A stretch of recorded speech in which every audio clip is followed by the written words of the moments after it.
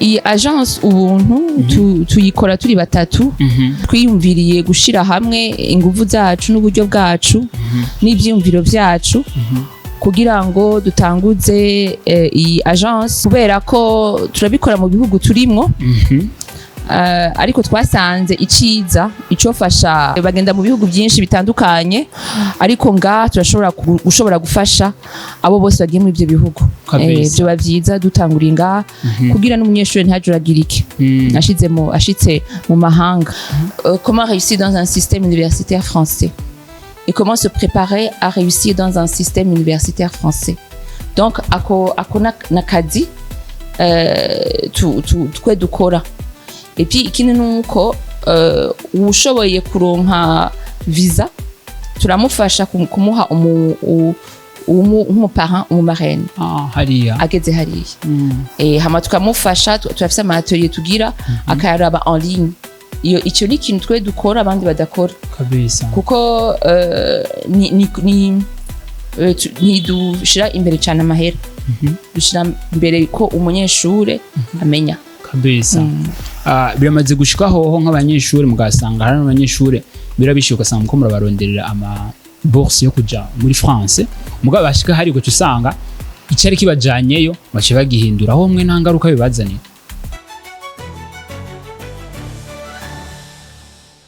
Bonjour la famille, nizere ko mumeze neza bivana mwerere ndabaramukije cyane ndabwiza amahoro migisha mu miryango yanyu nkuko bitegezwa kumera. Let me say thanks to Baba God kima kuri Step Media kuri microphone ko skirege gasore stream gasore kazegwe nima nkuko mubizi atamubwe natwe binazo direge twazanire aho makuru mashasha nababwingire muzuko amuyaronka kandi subscribe bijyo kandi subscribe cugira share kwa kundi handi kugira ngo ushoka uzobe mu bambere uzuko amuronka amakuru mashasha muzuko amukura kuri Step Media narababwiye ni kagasore kishima ngirimo ndababwira uzuko amuronka amakuru mashasha making sure ko agize subscribe uzobaye mu bambere uzuko amuronka ibikorwa byiza muzuko amukura kuri Step Media narabemereye kagasore kishima nta kintu kimwe nzomenya ngo amandike kukibabwira uyu munsi nabazaniye umwe mu bamama canke sinzi ko arugwaruka ariko byose turaza kumenyera hano ishoboye kuja mu gihugu cyo hanze ariga amashuri anonoserayo bimwe n'ibindi ariko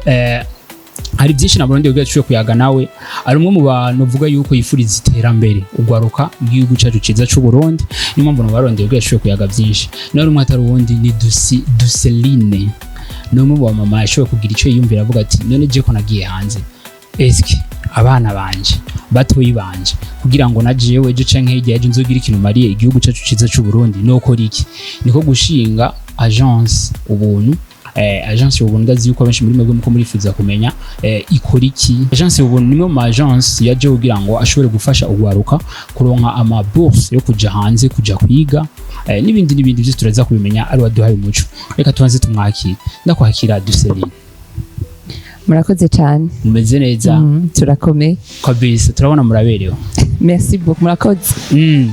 cyane kubegwa kuri mwebwe ibya buri munsi canke Imana iraca inzira de temps en temps rimwe na rimwe birashika kabisa nkuko nakora dukurikirana babonye no munsi twatewe iteka niteka ridasanzwe kwemera gukora ndiganiro na Step Media karibu cyane murakoze cyane mwakoze kuza kutugendera hano muri agence Ubuntu mwashoboye kuza muri murahura nabo dukorana murahura na Rosine murahura na Victorine karibu cyane kabisa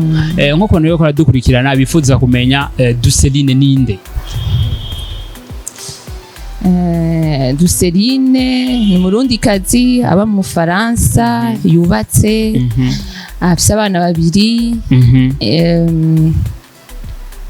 yatanguje n'abandi turi kumwe association yitwa collectif Ubuntu ahantu yitwa Bretagne mu Bufaransa kabisa nkuko abantu ko dukurikirana maze kumva yuko wabitanguje uri mu Bufaransa uducishiriza ko nk'urugendo rwawe guko ngene byashitse usanga uri mu gihugu cy'u Bufaransa hama n'icyumbira ca association Ubuntu naco kica kiza gute muga imbere yuko tubishika ku byo byose dusangiza urugendo rwawe kwanza go mu Bufaransa rwari rumeze gute. Je nagiye kwiga mu Bufaransa Selenda Hazi ashikiye mu nzu ndiga ndagerageza kuja mu ma association ego nk'abandi bose ntibyanyoroheye mu ntango mu nyuma ndamenyera nyuma ndamenyera ariko n'abandi baramfashije baza barambwira ico nokora uko nokwifata aho noca hari 2000 combien umunsi wa mbere uja mu gihugu cy'Ubufaransa? jewe nagiye mu Bufaransa muri 2012 hari kera wagiye ukiri umubebe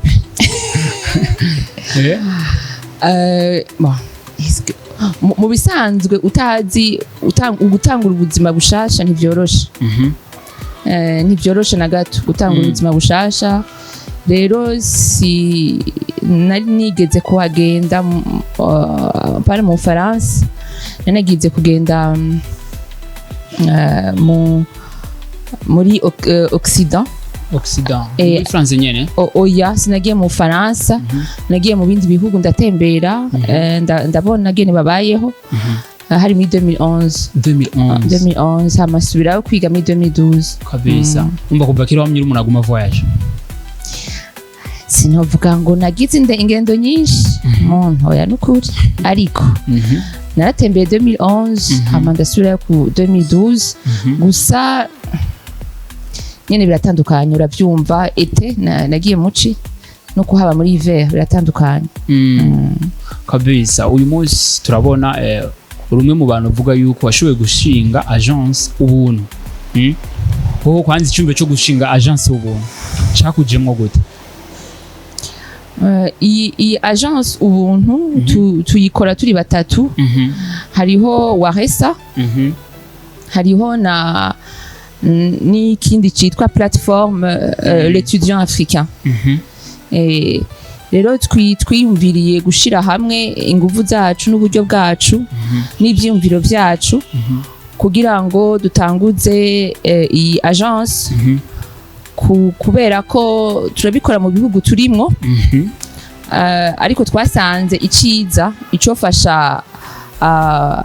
ugwaruka rwo muri Afrika nuko baronka impanuro canke twobafasha dutanguriye muri Afrika kuko niho dushobora kubafasha neza kuko bagenda mu bihugu byinshi bitandukanye donc si bose baza mu Faransa si bose bagenda mu bindi bihugu ariko turashobora gushobora gufasha abo bose bagiye muri ibyo bihugu byo bavyiza dutanguriye ngaha kugira n'umunyeshuri ntajuragirike ashitse mu mahanga hari ikintu bakunze kuvuga ngo abarundi twe turagoye kwizera ibintu biraborohera ko abantu bakabizera ko akenshi agence Ubuntu nagerageje kumva mu bantu muronderera amabourse abantu kuja kwiga hanze nk'umuntu abizera gute kugira ngo ashobore kuvuga ati iske ibi bintu ejo canke ejo nta ngaruka bizonzanira?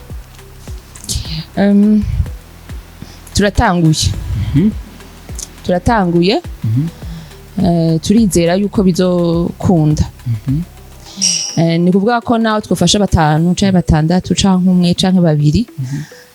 tuzokwakira b'Imana iturungikiye kabisa hanyuma Imana nyene izomenya abaza imenye nabo n'ababigenewe sinibaza yuko hagiyemwo bisanzwe ikintu kiri cyo kugurisha ubanza kugira ama-etude ukavuga uti bizogenda gute nta bintu abo dukorana sinibaza ko hagiyemo ikintu cyo kuvuga ngo turiyumviriye ibintu by'amahera cyane gusa twiyumvire yuko naho twafashe umwe cyangwa babiri cyangwa batanu cyangwa batandatu cyangwa indwi bazo barabo Imana izo baturungikiye abo nyene kabisa nko kubona ko dukurikirana bifuza kumenya intego nyamukuru ya association Ubuntu niye mu bisanzwe collectif Ubuntu igihe twayitanguza twashaka gufasha abanyeshuri twari canke twari abarundikazi batatu urumva twiyumviriye gushira kwiyungunganya ngo dufashe abanyeshuri b'abarundi twabitanguye mu bihumbi 2020 inyuma y'iciza covid niho twavyumviriye jewe nari nsanzwe nitaho abanyeshuri hanyuma umugabo wanje arambwira ati none kubafasha mu byo gusenga ntushobora kubafasha mu bintu byo kubafasha mu bintu bishemeye hama ndagerageza ndegera yandi mashirahamwe ama association ndabwira nti none ntimufasha kwitaho abanyeshuri turi kumwe barampaye intererano ico gihe intererano hanyuma ndaraba ukuntu ishikira abanyeshuri bariyandikisha wanashaka sinaje naronka abiyandikishije nuwundi yabironka umukontable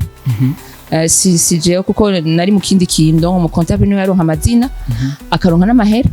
akambwira ati tukajana gusuma hanyuma jewe nka distribute je nkatanga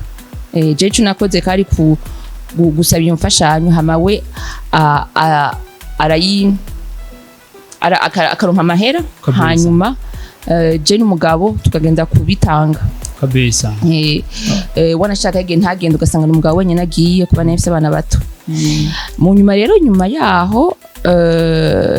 numvise abandi barundi kazi babiri bifuza ko uwo mugambi ushika kure canke tubafasha gusumba rero turahura turavugana ico gihe ntivyari vyoroshe kubera nta manama twagira nta manama twagira twagize inama ya mbere ndayibuka twari bake vraiment ariko turagira indi ya kabiri haraza abanyeshuri baratubwira ibibazo byabo sinari nzi n'ukuntu aho noca umugenzi arambwira turagenda hanaha ubaze hari umuntu bitwa ngo Maison Internationale Dore ubabaze ico bogufasha bacu baragenda baramfasha barampa aho nkorera amatelier twakora barafasha gutanguza umugambi parrainage yego kebwe tuba turatanguye rero twibaze yuko ari ibintu bizohera twibaza ko ari ikintu uzokora ukwezi kumwe amezi abiri bigaca bipfa ariko tumaze kugira parrainage icadukozeko cane nukuntu abanyeshuri bari babikeneye batubwiye bati mwaradufashije muri parrainage nawe ukabona umunyeshuri kuvaza muri aya maprogramme haciye imyaka ibiri ico byamwunguye ni nayo motivation ya mbere canke nico catumye tubishikana kure kandi tugitangura twafasha abarundi mu nyuma dufasha abanyafrika none nabo bigenda gute kugira ngo mushobore gukorana n'ibindi bihugu atari Burundi aho tuba ntihari abarundi gusa hari mu Faransa urumva hari abandi bo mu bindi bihugu kandi dukorana neza baraza tukagira amanama yego kabisa nk'umuntu yabituye akababwira ati jewe ndifuza cyangwa ndakeneye mumfashe kuronka bourse kuja mu akenshi nk'ibihugu kwanza mukorana ni nkibiye urabona iyi agence turi batatu hariho jewe hariho Waresa hariho na l'étudiant africain Waresa iri base muri ifise wayitanguje aba muri Kore nuvuga ko umuntu ashaka kuja kwiga muri Kore araza ngaha Rosine canke Victorine bakamwakira jewe urumva nkora ibyo mu Faransa hariho na la plateforme l'étudiant africain bashobora no gufasha kuko nabo nyene barabikora muri Cameroon no muri Senegal afise abo bakorana baca baragufasha kabisa baragufasha bivana n'ico munyeshure yifuza bivana n'ico n'igihugu ashaka kujamwo biravana ibintu byinshi nibaza ko ubu turatanguye ahantu tuvuguruye vuba tuzoheza turonke umwanya wo kubisigurira abantu tuzoheza turonke umwanya wo kubisigurira abantu nibaza ko n'abantu babonye ico akamaro kuko twebwe ivyo nkunda kuvuga kubera iki umuntu yoza kuri aba twebwe kubera ko umuntu yoza ugereranije n'ahandi nuko twebwe twateguye kugira ama atelier kugira ngo dufashe abanyeshure kubasigurira ukuntu bo kwiga neza hanze n'ukuntu le système simbona ukuntu nshobora kubisigura comment réussir dans un système universitaire français et comment se préparer à réussir dans un système universitaire français. Donc ako nakazi twe dukora. Et puis ikindi nuko ushoboye kuronka visa turamufasha kumuha umuparent umumarraine hariya ageze hariya hama tukamufasha turafise ama atelier tugira akaraba en ligne icyo ni ikintu twe dukora abandi badakora kabisa kuko ni dushira imbere cyane amahera dushira imbere ko umunyeshure amenya kabisa biramaze gushikaho nk'abanyeshure mugasanga hari abanyeshure birabishyuka ugasanga ko murabaronderera ama bourse yo kuja muri France mugabo bashika hari gute usanga icyari kibajanyeyo bace bagihindura aho mwe nta ngaruka bibazaniye niho tugitangura kugira ama agence kugira dufasha abantu kwiyandikisha rero twebwe niho tugitangura rero twakira abantu bashaka kwiga ntituzi ngo nta numwe turafasha ngo twaramufashije hama ntiyiga abo twakiriye bose ni abantu bashaka kwiga mugabo turabibona hariho abaza baje kwiga bikabankira hari abaza baje kwiga bikabagora kubera kubaho kubera ibintu hari bituma badashobora kwiga hari bituma bibagora kwiga kumenyera imbeho kumenyera kwibana kubaho atamuryango afise hafi urabona ukuntu tubayeho mu Burundi usanga umuntu ari mu muryango afise inshuti afise abagenzi rero hari abantu atabamenyereye kwibana wenyene kuvyuka mu gatondo akaja mu ishure wenyene hakanye kuvyuka hasa nabi kuvyuka hari imbeho kuvyuka hirabura ko bamubwira nabi ku ishure ko bamubwira nabi ku kazi ko bamuraba nabi ntabazi ibyo akwiye gukora kwisumira kwitekera wenyene ibyo byose hari batabimenyereye jewe hari abo dukorana na babiri cyane cyane ni nayo mpamvu turafasha ko abanyeshuri b'abarundi kwiyandikisha muri ayo ma école abiri abo uwo dukorana cyane cyane ni école ya management yitwa Rennes School of Business abo turakorana kabisa abandi yitwa École Ascoria École Ascoria École Ascoria ndayijamwo une fois par semaine ça veut dire kwa kabiri kenshi mba ndi muri École Ascoria turafise ibiro turakora umugambi dukorayo et puis tukagira nk'ama rendez-vous culturel nk'umuntu yabituye ibintu kenshi mukunze gufatira apare y'amanota urumva ibyo bari nk'ibi bon hariho impapuro umuntu ategereza gutanga hari ama bulletin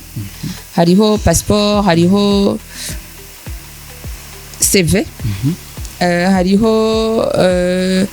na bitago recommandation lettre de recommandation hariho photo d'identité ibintu nk'ibyo ariko igikuru murabona ino ntituragira ahantu twigisha abanyeshuri kugira projet professionnel projet professionnel ni kuvuga ko umunyeshuri akamenya icyo ashaka kuba icyo ashaka kwiga ni kuvuga ko ukiri muri secondaire bahagufasha kumenya akazi ushaka gukora icyo ushaka kuba nk'umuntu ukavuga bon kuko hari igihe uja nko muri ndabibona uja gutora filière canke ico wigamwo kubera haramwe bagenzi bawe kubera ari hafi y'ishure kubera amanota sina amanota ukavuga uti ni hafi amahera ni make ukaraba ibyo bintu bon kenshi vraiment hari usanga n'abagenzi cyane cyane ukavuga uti bivanye naho ntaha bivanye naho nkorera nzoshobora kwiga neza bivanye n'abagenzi ivyo rero umunyeshuri akiga atazi ico azoshaka ico azokora ukiga juste kugira wige hariya rero baragufasha ko wiga uzi ico ushaka gukora ico ushaka kuba ni ukuvuga ko wize nka gestion ukavuga jewe nkeneye gukora muri banque canke nkeneye gukora muri entreprise canke nkeneye ukavuga ico ushaka ukaja no kuri site internet ukaraba ku kazi ama compétences akenewe ugatangwa kurondera ama stage muri iyo domaine bon kubera ko uzi yuko ni wagera gukora bazobona ibyo umaze gukora bakabona bafite gute specialisation kabisa bana kazi mukora muri aba journaliste ni vuga ko ushaka kuba journaliste hari ibintu bikenewe gukoresha kamera kugira ama video kugira kumenya ama question haro partie technique haro technique ukora ama yo koresha kamera yo kugira montage yo kuvugisha abantu hanyuma hari n'amashuri umuntu agira kugira ngo azokora ako kazi rero byiza ubimenye kare ugatangura kubijamwo kare urumva niwagera gukora baducabona ati uyu muntu amaze nka 5 ans abikoramo yagize stage aha no ngaha hanyuma arazi gukoresha ama logiciel aya naya ya montage video ya montage audio amaze kugira ama emission angahe gutyo rero ukaba ugashobaka gufata kuko ico abanyeshuri batabona niko kontiza iyo bashitse kuri marché du travail ni compétition ikomeye il faut rero ko umenya ico ushaka n'icyo ushaka kuba ku buryo muri iyo domaine yawe atawundi aza kurusha ubushobozi mwaba mufise CV imwe kabisa mwabuze yuko mukorera i Bujumbura ni nk'abantu bari mu Gitega Ngozi ikiba bifuza gukorana nabo bo bigenza gute barashobora kutwandikira kuri email info@waresa.org urayibona yanditseko nk'umunyeshuri okay wabonye hariho Rosine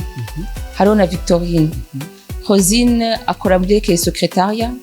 na accueil oui na comptabilité hanyuma Rosine ni chargée de communication hariho kureke agapapuro naguhaye hariho ama contact yabo nuvuga ko umuntu ashaka kwiyandikisha hariho les documents zikenewe araza akazidepoza kwa Rosine kabisa hanyuma izo documents umunyeshuri tukamukontakta twagira ama entretien tugatangura kumufasha bon Ubuntu School of Business les kwiyandikisha kuzohera muri juin mu kwa gatandatu murafise igihe mufise ama periode mvuga ati ni periode yo kwandikisha abanyeshuri